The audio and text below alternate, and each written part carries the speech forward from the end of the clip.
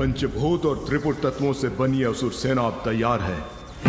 इसमें प्राण फूके जाने के लिए यज्ञ की अग्नि को और शक्ति देनी होगी, किंतु इसके लिए मुझे और हवन सामग्री और घृत की आवश्यकता होगी। शीघ्र जाओ, लेकर आओ ये सामग्री। हमने यदि यज्ञ में बाधा डाली तो गुरु शुक्राचार्य का ध्यान आकृष्ट होगा और वो उस विघ्न को दूर करने का कोई उपाय सोच लेंगे, किंतु हम उसके पूर्ण होने में विलंब तो अवश्य उत्पन्न करवा सकते हैं। ये हमें सेवकों के वहाँ पहुँचने से पूर्व ही उस स्थान पर पहुँचना होगा जहाँ हवन सामग्री और घृत का भंडार है। चलिए मूषक जी, जिस ओर वो सेवक जा रहे हैं भंडार गृह भी अवश्य उसी ओर होगा। ओम नमो नमो नमो नमो स्वाहा। ओम नमो नमो नमो स्वाहा।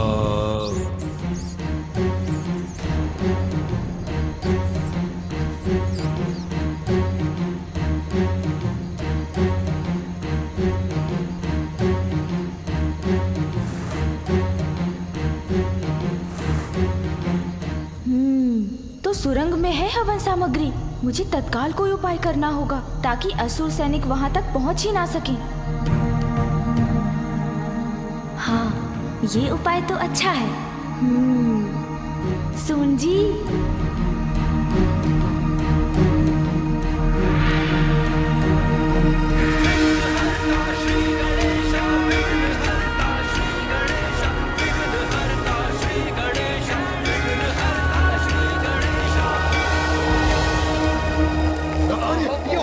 कहां से उत्पन्न हुआ?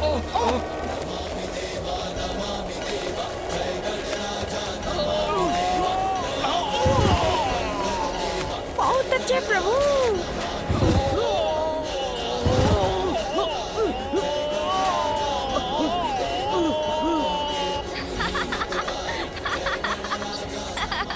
देखा मूषक जी, अब हमें जो करना है उसके लिए थोड़ा समय मिल गया। हाँ प्रभु। मूषक जी, शीघ्र चलिए भंडार के भीतर।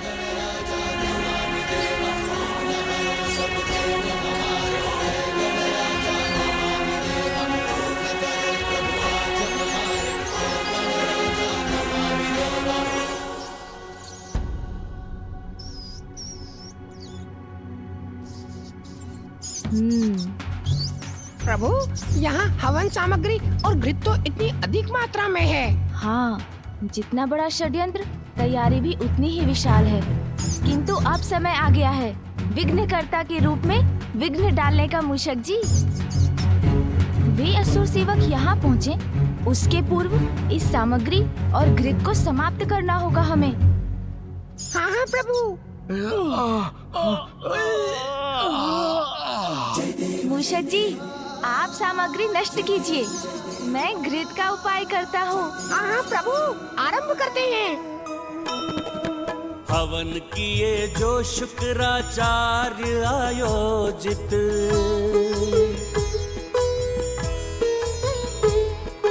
जिससे हो देव नष्ट जग का हो अहित।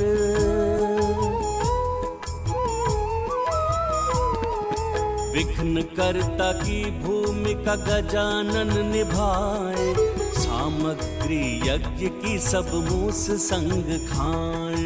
जय गणेश जय गणेश जय गणेश देवा, माता जाति पार्वती पिता महादेवा।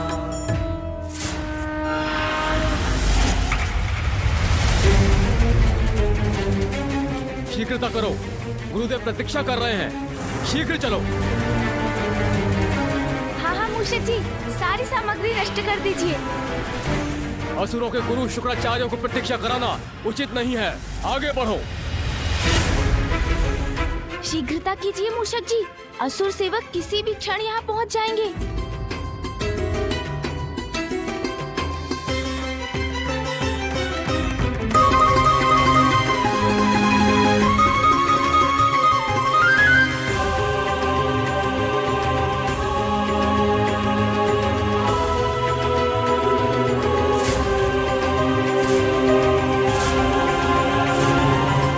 क्या हो गया? सारी सामग्री और घृत कहाँ लुप्त हो गए।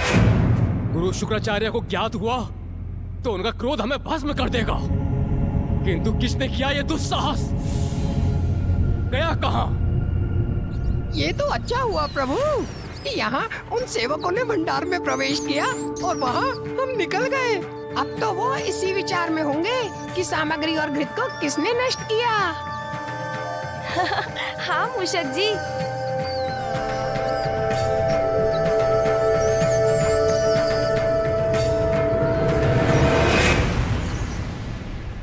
तो आइए मूषक जी, हम असुरों के इस अधर्म कार्य में थोड़ा और विघ्न उत्पन्न कर देते हैं।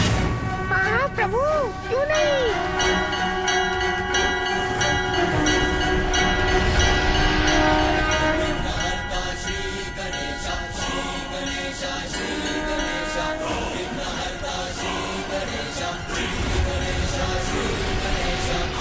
अब ये कवच गुफा में समाहित होने वाले तत्वों की शक्तियों को रोकेगी।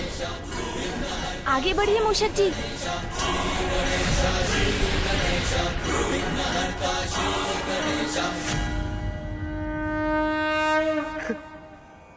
प्रतीत होता है प्रथम पूज्य श्री गणेश अपने प्रयास में सफल हुए। हमारी ऊर्जा लौट रही है।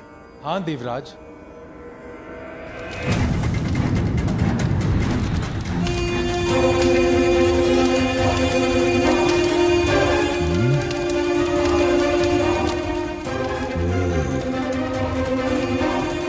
पंच तत्वों का प्रवाह क्षीण क्यों पड़ गया? प्रतीत होता है कि कोई मेरे कार्य में विघ्न डालने का प्रयत्न कर रहा है। अन्यथा मेरे कार्य की गति कम कैसे हो रही है?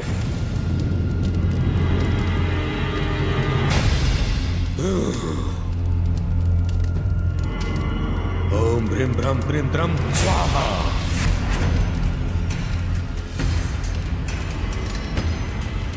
नहीं, हवन सामग्री समाप्त नहीं हो सकती। मैंने अपने सेवकों को सामग्री और घृत लाने के लिए भेजा था। इतना विलंब क्यों कर रहे हैं वो?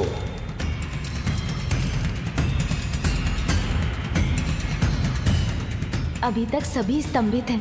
मैं पुनः अपने स्थान पर बैठ जाता हूँ और इनका स्तंभन तोड़ता हूँ। क्या हुआ? आप रुक क्यों गए?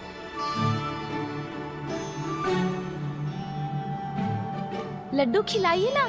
जी महादेव पुत्र, मैं वही करने का प्रयत्न कर रहा था।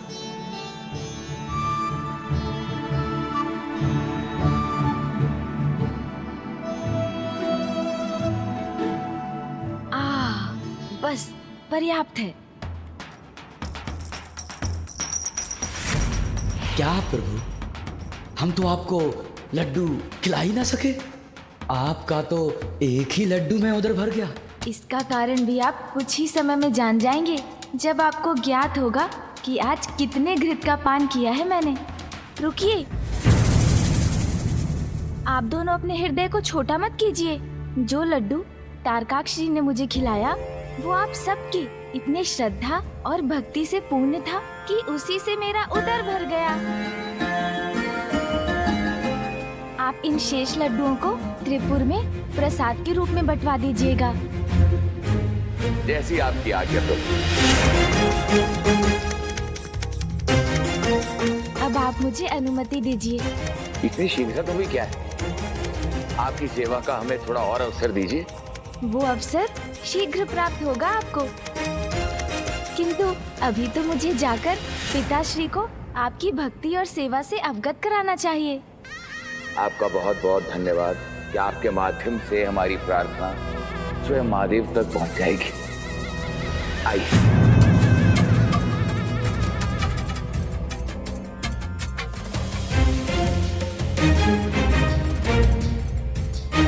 हमें अपने सानिध्य का सौभाग्य प्रदान करने के लिए शत शत नमन प्रभु।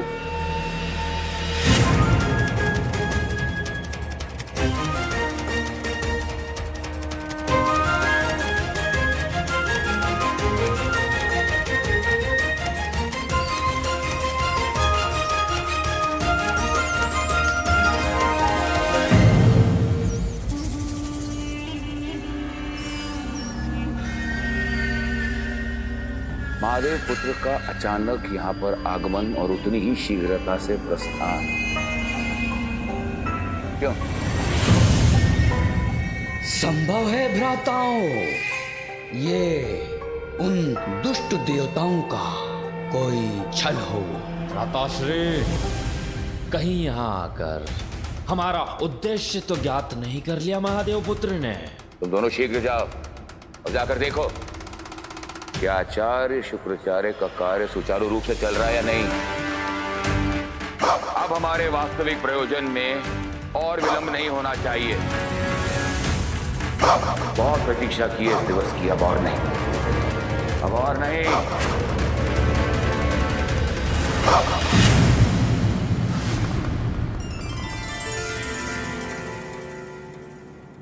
प्रणाम पिताश्री। प्रणाम माँ। पिताश्री, त्रिपुर में आपके भक्तों से मेरी भेंट हुई और मुझे विश्वास है कि तुमने वहां कुछ भी अनुचित नहीं पाया। पिताश्री को केवल बोलकर नहीं, किसी अन्य प्रकार से समझाना होगा कि त्रिपुरासुर की वास्तविकता क्या है और वहाँ क्या चल रहा है।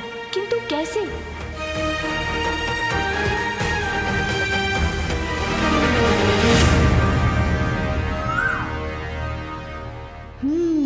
मिल गई युक्ति। अवश्य पिताश्री, आपका विश्वास उचित है। अनुचित का तो लेश मात्र भी नहीं था वहाँ। किंतु मैं आपको कुछ और भी दिखाना चाहता हूँ। पिताश्री, माँ, मेरे साथ आइए ना।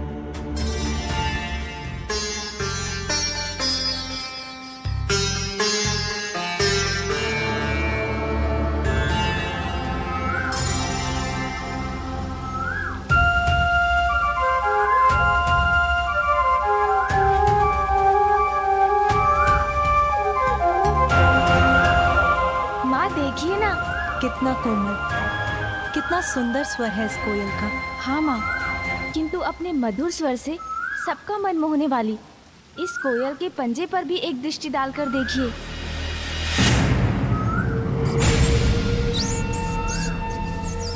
कभी कभी कोमलता के पीछे अपनी क्रूरता छिपाने वाले अपने ऊपर पवित्रता और धार्मिकता का ढोंग रचते हैं। मीठी वाणी बोलते हैं, किंतु उनके भीतर कुटिलता छिपी होती है। हमें कोयल के निकट लाने का तुम्हारा आशय मैं समझ गया पुत्र, कि इस कोयल के समान त्रिपुरासुर भी दोहरा चरित्र रखते हैं। हाँ पिताश्री, त्रिपुरासुर आपकी भक्ति अवश्य करते हैं, किंतु उनकी भक्ति के पीछे ईश्वर के प्रति समर्पण का भाव नहीं, अपितु ईश्वर से निरंतर कुछ प्राप्ति की लालसा है।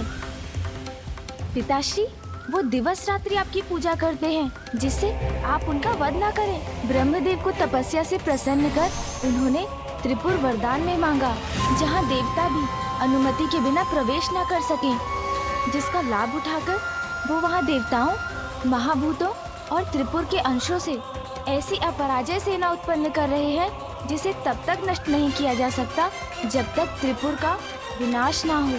गणेश उचित कह रहा है। हाँ माँ, गुरु शुक्राचार्य की निगरानी में उन्होंने त्रिलोक पर असुरों का आधिपत्य स्थापित करने का कुचक्र रचा है। इससे पूर्व कि वो असुर सेना जीवित होकर सर्वत्र विनाश करे, आपको उन त्रिपुरासुर का वध करना ही होगा पिताश्री।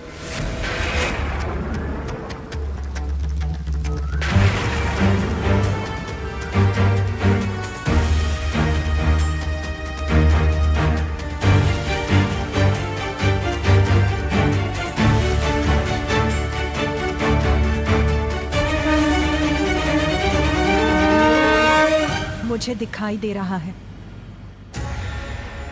त्रिपुर का नाश करने के लिए जो अनिवार्य स्थिति है वो अभी उत्पन्न हो रही है। स्वामी,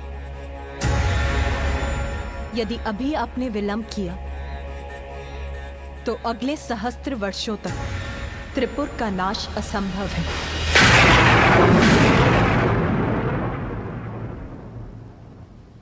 सहस्त्र वर्षों तक असंभव हो जाएगा? वो क्यों माँ? जब ब्रह्मदेव ने त्रिपुरासुरों को सहजता से वरदान दे दिया तो उन्होंने ब्रह्मदेव से कुछ और भी मांगा। प्रभु, मेरे भ्राताओं की इच्छा अनुसार हमें त्रिपुर का वरदान देने की कृपा कर आपने हमें कृतार्थ किया, किंतु मैं अभी भी संतुष्ट नहीं हूं। मेरी एक इच्छा अभी शेष है, उसे भी पूर्ण करने की कृपा करें। कहो वत्स कमलाक्ष, क्या चाहते हो तुम? प्रभु, मेरे भ्राता की इच्छा अनुसार मात्र महादेव ही त्रिपुर का नाश कर सकते हैं, किंतु तब सहस्त्र वर्षों में हमारे त्रिपुर के तीनों पुर एक सीधी रेखा में स्थिर हो।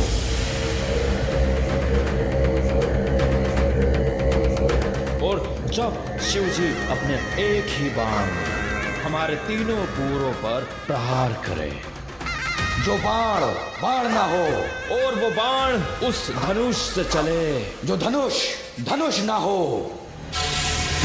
और महादेव ऐसा उस रथ पर आरूढ़ होकर करे जो रथ ही ना हो।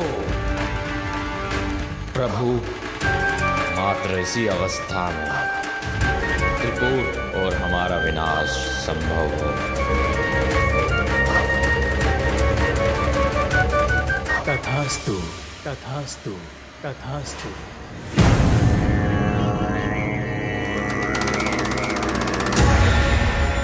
अर्थात यही उचित अवसर है उनके विनाश का, अन्यथा त्रिलोक पर उनका आधिपत्य स्थापित हो जाएगा और सर्वत्र अधर्म का अंधकार छा जाएगा। जिनके मुख पर सदा मेरा ही नाम रहता है, अपने उन अनन्य भक्तों पर मैं अपने अस्त्र कैसे उठा पाऊंगा गणेश?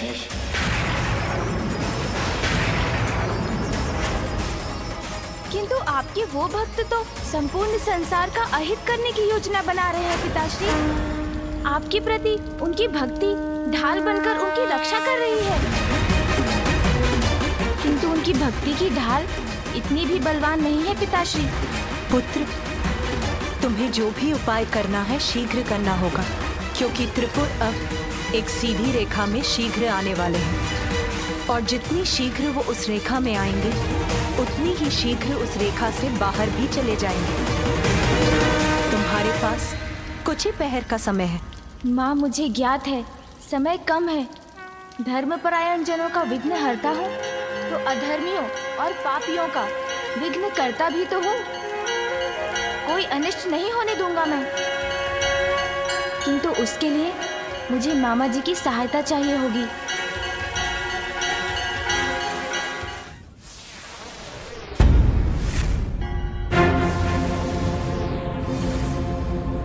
ये कैसा विघ्न है? अकस्मात ये अवरोध कैसे उत्पन्न हुआ? नहीं, मैं अपनी असुर सेना का निर्माण करके ही रहूंगा, और इसके लिए मैं अपनी समस्त आसुरी शक्तियों का आवाहन कर इस कार्य को पूर्ण और सफल करूंगा।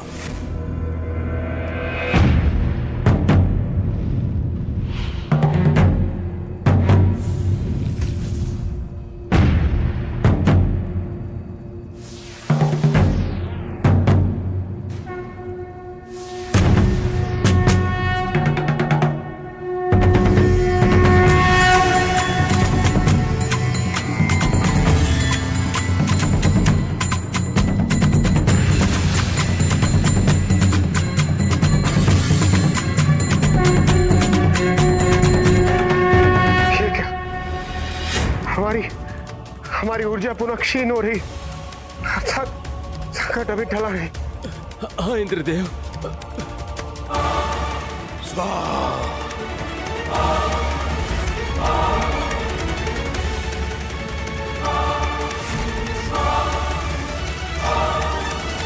अपनी रक्त की आहुति देकर भी इस यज्ञ की अग्नि को बढ़ाने की आवश्यकता होती तो वो भी करता मैं, किंतु अपनी असुर सेना और इस यज्ञ पर आंच कदापि नहीं आने देता। त्रिपुर के एक रेखा में आने के पूर्व इस असुर सेना को जीवित करूंगा, फिर त्रिपुर का कोई विनाश नहीं कर सकेगा। हर हर महादेव।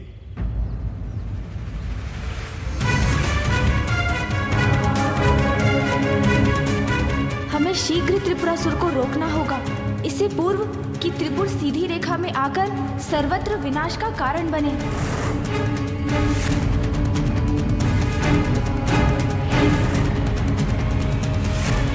बाहरी आवरण को देखकर भीतर की सच्चाई को ज्ञात नहीं किया जा सकता। व्यक्ति को आवरण के भीतर छुपी सच्चाई को जानने का प्रयास करना चाहिए।